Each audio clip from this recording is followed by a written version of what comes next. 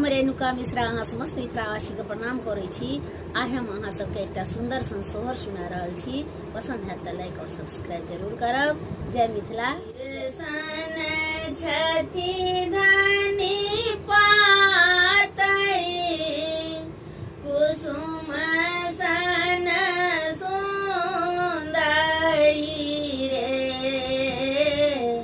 ललना रे तेसर छथि बाबा